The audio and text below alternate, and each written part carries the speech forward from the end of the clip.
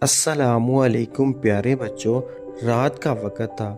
آسمان پر چاند پوری طرح چمک رہا تھا اور ستارے آسمان پر موتیوں کی طرح بکھرے ہوئے تھے۔ ہلکی ہلکی ٹھنڈی ہوا چل رہی تھی۔ باقر اپنے بابا کے ساتھ لیٹا آسمان کی طرف دیکھ رہا تھا۔ باقر نے کہا، بابا ایک بات پوچھوں؟ بابا نے کہا، جی بیٹا۔ باقر نے کہا، یہ کسان کیا ہوتا ہے؟ بابا نے کہا، کسان وہ ہوتا ہے جو زمین پر ہمارے لیے اناج اگاتا ہے، جو صبح سورج نکلنے سے پہلے اٹھتا ہے اور شام تک محنت کرتا ہے تاکہ ہم سب کو اناج، پھل اور سبزی مل سکے۔ کسان کے بغیر زندگی کا تصور ادھورا ہے۔ باقر نے کہا، بابا کسان ہمیشہ غریب ہی کیوں ہوتا ہے؟ بابا نے گہری سانس لی اور بولے، نہیں بیٹا، کسان سادہ انسان ہوتا ہے لیکن اس کی محنت ہی سب سے زیادہ قیمتی ہوتی ہے۔ میں آج آپ کو ایک کسان کی سب سے پیاری کہانی سناتا ہوں۔ ایک دور دراز گاؤں میں ایک غریب کسان رہتا تھا جو صبح شام محنت کرتا تھا، لیکن اس کے حالات نہیں تھے بدلے۔ ایک دن وہ دریا کے کنارے تھکا ہارا بیٹھا تھا کہ اچانک اسی پانی پر ایک خوبصورت چمکتی ہوئی کشتی آتی دکھائی دی اور کشتی کسان کے پاس آ کر رک گئی، جیسے ہی وہ کسان اس کا انتظار کر رہی ہو۔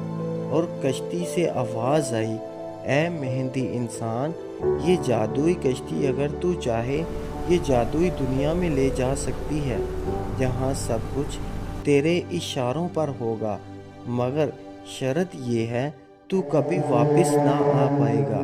کسان نے کچھ دیر سوچا۔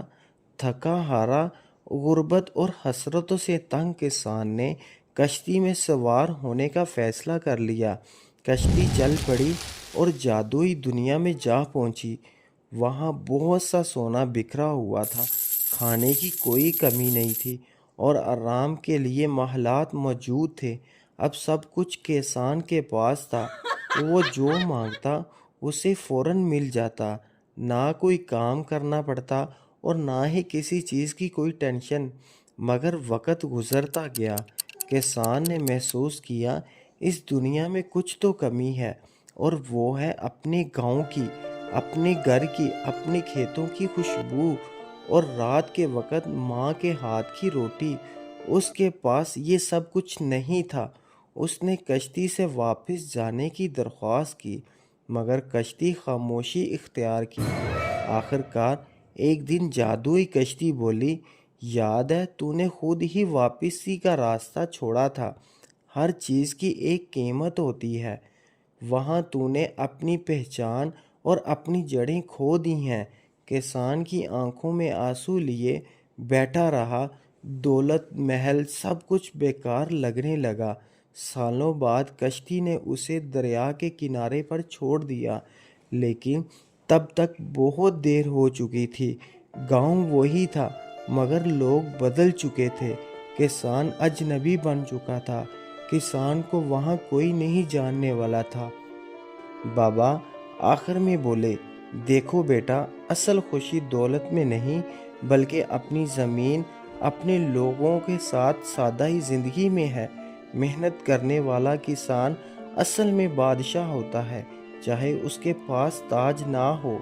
باقر خاموشی سے آسمان کی طرف دیکھ رہا تھا۔ اس رات اسے کسان کے مطلب کا سمجھ آیا۔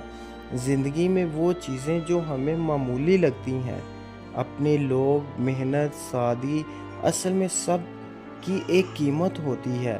شارٹ کٹ، وقتی چیزیں خوشی تو دے سکتی ہیں، مگر اصل میں سکون نہیں۔